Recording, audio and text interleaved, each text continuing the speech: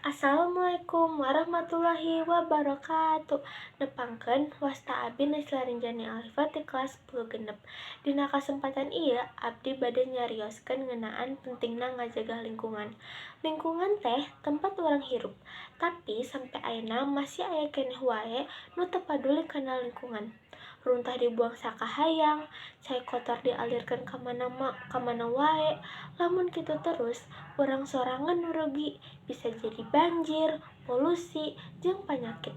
Padahal, miara lingkungan tiasa dimimitian ti haletik. Contohna, sampah dibuang ka tempatnya. Ulah nyampah jeung ngajaga kebersihan sekolah. Mudah-mudahan naon anu tadi abdi sampaikeun bisa jadi pangalih-penging ka urang sadaya supaya lebih miara lingkungan.